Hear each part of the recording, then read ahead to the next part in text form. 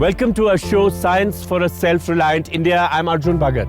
Today, we have a very special show for you on the BCT, the Balipara-Charduar-Tawang highway.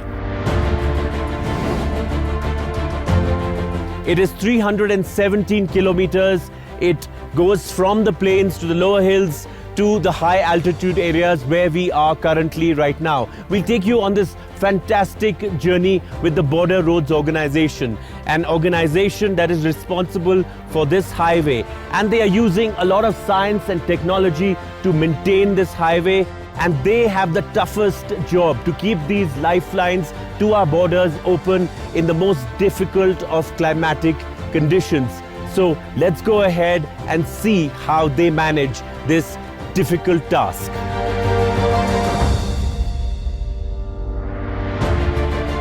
This road is of very major significance to us, not only for moving the troops, but also for the civilian population movement in this sector, because this is the main artery in the western Arunachal Pradesh. And two major tunnels are also being made on this road, that is Nichipu Tunnel as well as the Sela Tunnel. Sela Tunnel is being constructed at a height of approximately 13,000 feet and above, and so is Nichipu Tunnel, which is of course at lesser height. But these two tunnels will reduce the movement of the troops drastically on this axis. In our previous episode on Science for a Self-Reliant India, we took a close look at the under-construction Sela Tunnel project at a height of over 13,000 feet amidst frigid conditions. In this episode, our journey through the northeastern state of India, Arunachal Pradesh, continues. We focus on how the Border Roads Organization is leveraging science, technology and engineering to improve and widen mountain roads on seemingly impossible new alignments. BRO has been interacting with almost all the IITs, especially Delhi, Kanpur, Roorkee, Guwahati and Mumbai, on latest technology in the road construction. Number of places we have used, especially the plastic road of 10 kilometers has been made on this axis, and all the roadside permanent works and protective works of the new technology, the geocells, geowebs, cementitious road, all technologies have been used on this BCT road.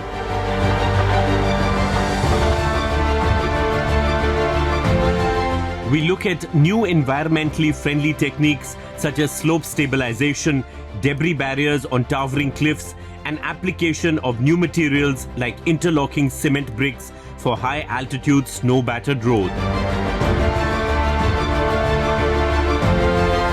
These initiatives go a long way in realizing India's mission of an Atmanirbhar Bharat, of not only creating strategic infrastructure but providing jobs and propelling India towards further economic empowerment.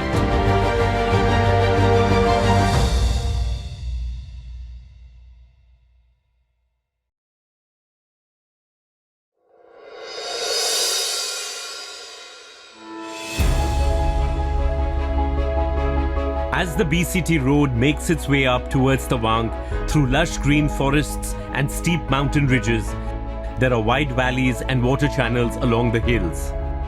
Here, loose rock strata accumulates due to fracturing and weathering of rocks, leading to rockfall hazards. On several stretches of the BCT and the interlinked roads, the rock mass of the mountains is fragmented and splintered, a result of geological characteristics, heavy rains and extreme fluctuation of temperature. Rocks and debris from the more vulnerable ridges and rocky cliffs often fall from massive heights at great intensity, disrupting vehicular movement and even causing loss of life and goods. Presently, my unit is taking care of this 88 kilometer of the BCT road, the Balipara-Charduar-Tawang road, which is a very important road for Arunachal Pradesh as well as for the nation also. Previously, this was a single lane road of 3.75 meter width and had a lot of gradient, was not so good for the vehicles to apply, leading to a lot of accidents. Now the government, we have decided the border road is responsible for widening it into the national highway double lane specification, in which we have increased the width from 3.75 to 7 meter and till 7.35 meters, which has improved the connectivity and trafficability of the road into such a great extent. Conventional methods like breast walls and retaining walls to arrest rock falls are not very effective and give way sooner or later. By leveraging new techniques and technology, the BRO engineers reached out to scientists of the Indian Institute of Technology, Bombay, to develop indigenous debris flow barriers suitable for the eastern Himalayan rock strata. We use this technique where we have fragile mountain slope, especially the fractured soil strata. The rock over here is of poor quality, and there are chances that during monsoons, when the water percolates inside these rocks, there are chances of triggering of the slides. The scientists of IIT Bombay surveyed and studied these mountainous terrains minutely for rockfall hazards, after which they came up with the debris flow barrier technique, in which special steel grid wire meshes are installed on top of the vulnerable sites to contain the debris from falling off directly onto the roads. But this is a difficult and dangerous process and involves specialized and highly trained teams raffling up the mountainsides wearing safety harnesses to put in place the debris flow barriers, a laborious, hazardous and time-consuming process. Here we are using these specialized engineering techniques to stabilize the hill slopes of these fragile mountains at a massive scale. As you can see behind me, there are individuals who have climbed up, and these are specially trained individuals. Special training is imparted to them. They climb up on the hill slope and then they carry out the drilling using these machines, jackhammers. After drilling, they use the CT bolts, continuously threaded bolts. These bolts are drilled into the hill slope, and then the steel grid wire mesh is laid over the top of the complete hill slope. These steel grid wire meshes are then fixed using these CT bolts. So how are debris flow barriers erected to mitigate the problem of rockfall? First, a 4-meter long pipe is inserted inside the rock. Then a cement mixture is poured from the top of the pipe to solidify any cracks or gaps. Then a steel wire mesh is put across the entire rock face and is fixed with the help of a steel grid on top of the pipe. Finally, the grid is fastened with bolts to hold the mesh in its place. We are doing the work to prevent rockfall, or the falling of loose rock boulders in this region. We work to mitigate the risk of debris falling over the traffic passing through the road here. The mesh that we are installing here prevents the rock to fall off directly on the road. Instead, the boulders will slide inside the mesh and will fall on the ground without disturbing the vehicular movements. In spite of environmental constraints and the risk of life involved in working on loose vertical cliffs, the specially trained personnel of the Border Roads Organization and its contractors are working relentlessly to make our roads safer by putting in place these large ring nets and double-twisted hexagonal meshes to secure mounted cliffs.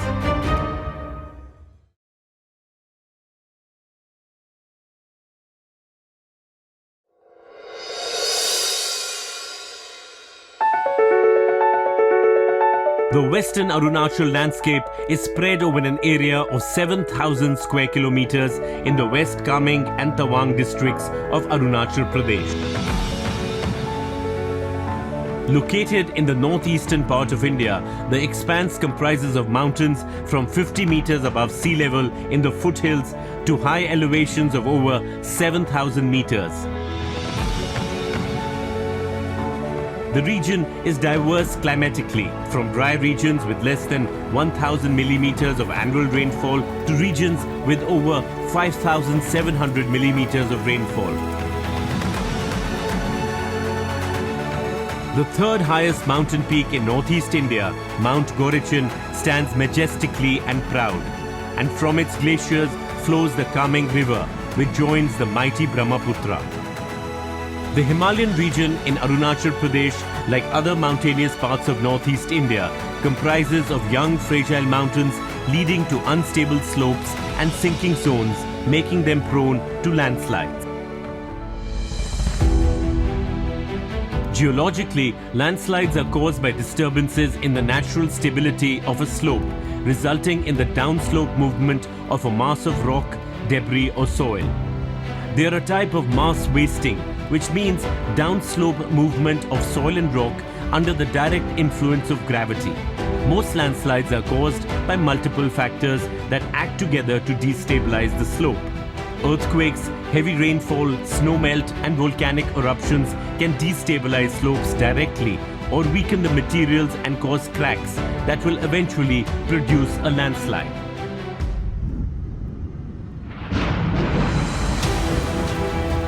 In recent years, a major cause for landslides in mountain terrains has been human activities, from deforestation, cultivation, road construction or widening, construction vibrations from machinery, among others.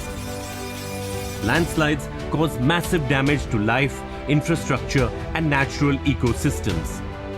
In fact, it's not uncommon for entire hillsides to be swept away during the intense monsoons which lash Arunachal Pradesh from April to September, or the heavy snowfall in the higher reaches. On the BCT road, landslides can often mean roadblocks for days, and the responsibility of clearing the debris and opening the roads, no matter how difficult the challenge, falls on the BRO. While emergency clearance of roads is an ongoing activity, the BRO has been looking at ways in which slide-prone slopes can be stabilized from a long-term perspective.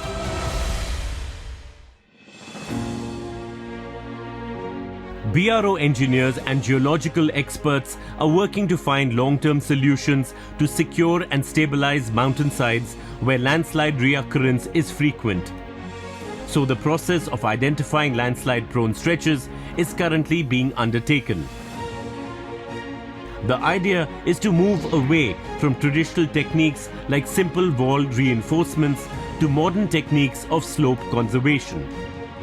Essentially, it's a combination of studying the contours of the slope, its gradients, its ecological compositions, then using new materials and supports, and combining that with an ecological approach of planting fast-growing grasses and shrubs to secure the area.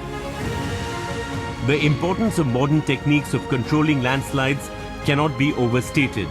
After all, India has some 30% of its landmass covered in mountains, and many areas are prone to landslides, causing devastating loss of life and infrastructure.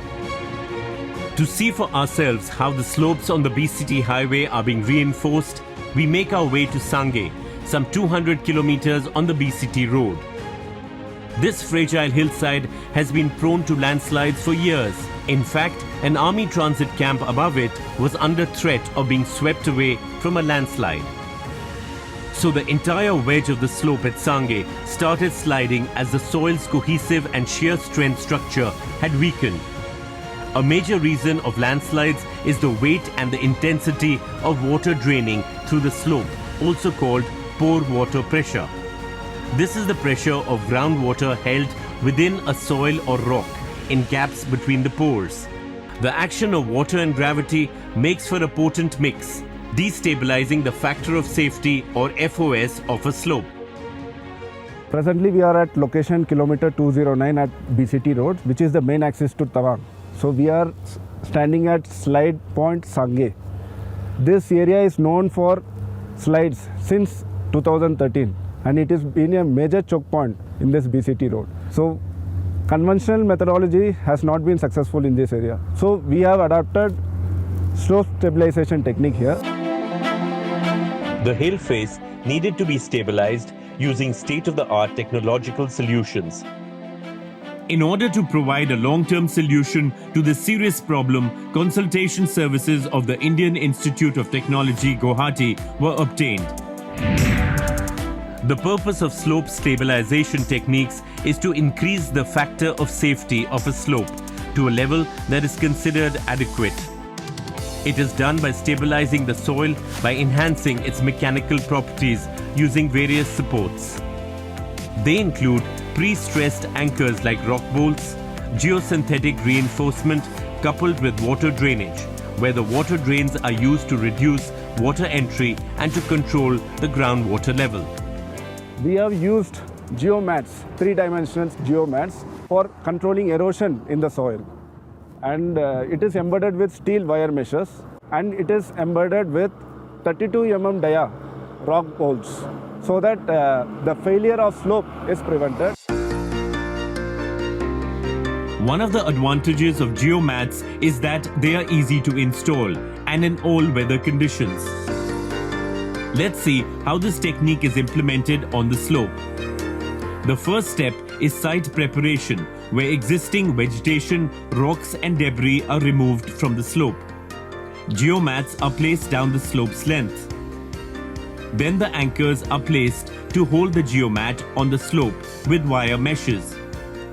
After this, biotic soil media is hydraulically applied over the entire slope. We have used biotic soil media, which is used for the growth of grass, so that the soil, the roots get stable and the soil gets stable, and it prevents soil erosion. So we have hydraulically applied this biotic soil media, which is a combination of fungi and humic acid and seaweeds. So it imparts nutrients to the grass and helps in faster growth of grass.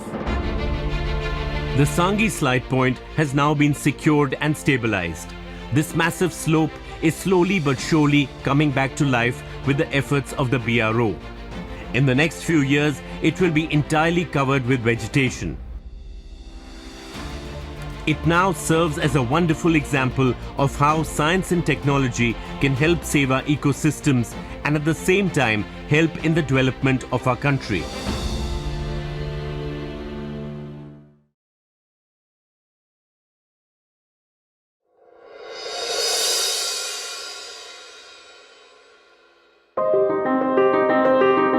We continue our journey towards Tawang by making our way across the Sela Pass.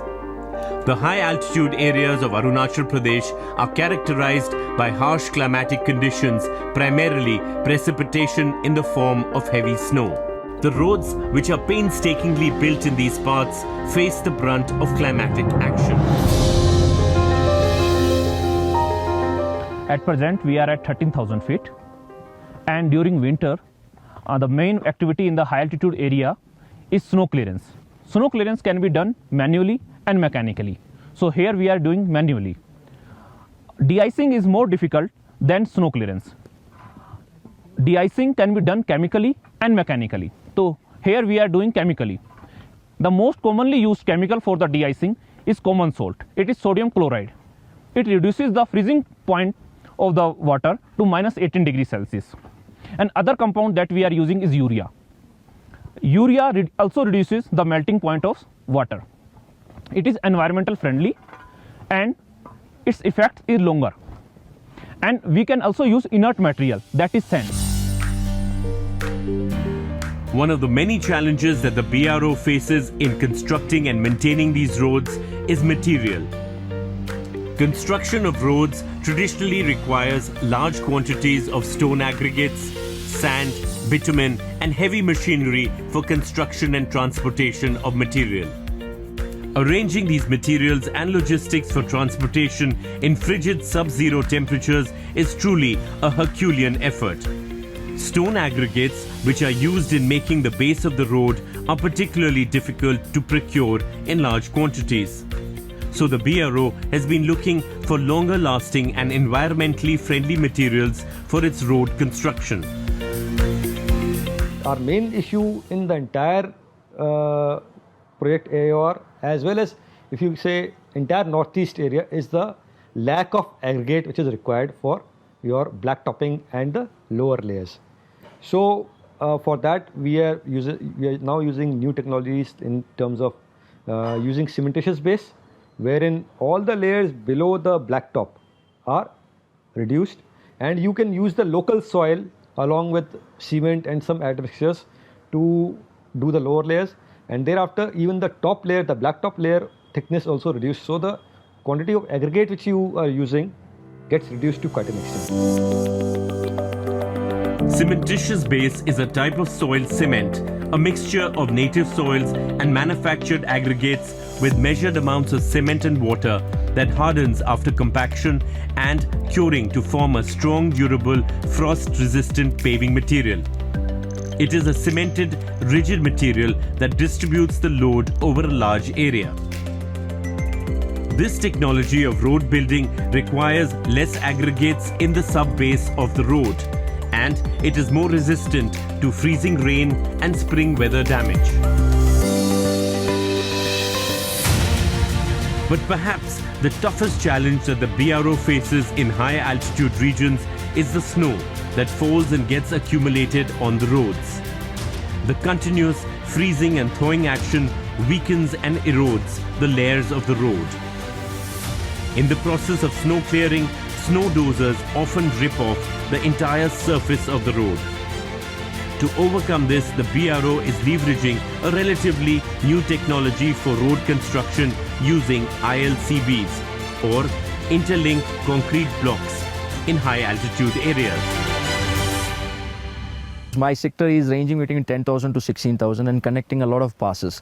So a snow-clad area like this, where winter is almost for 6 months and rainy season is for 3 to 4 months, we keep looking for the opportunity to construct the roads.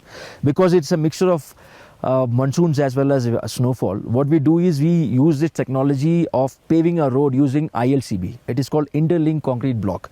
So it actually is very helpful because the heavy movement, vehicle movement of the army as well as the dozer movement is easy on this kind of pavements. Second thing, the snow melts down very easily. So that is one thing which we are adopting.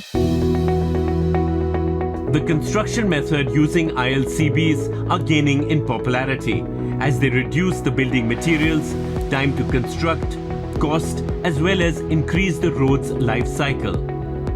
So let's see how this technology is used. First, the site is identified and the soil is leveled. Then the first layer or the granular sub-base is placed. The GSB is a layer in road foundation that works like a drainage layer, where water can pass without damaging other road layers. Then the second layer or water-bound macadam is placed.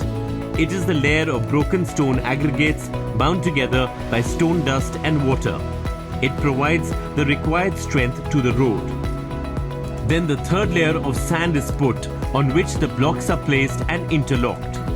Then the block joints are filled with suitable fine material. At the edge, restraints or curbstones are put in both sides of the roads. Without a proper restraint in place, the paving stones may move out of place. We are already at over 13,000 feet right now. The road beyond takes us to the border with China. These are remote areas, and the lifelines to those areas, to our troops stationed there, are the roads. Our show today focused on the BCT highway and how difficult it is for the Border Roads Organization to maintain it. They use a lot of science and technology and engineering skills to keep these lifelines open. I hope you enjoyed it as much as we enjoyed bringing this episode to you for Science for a Self-Reliant India. This is Arjun Bhagat signing off.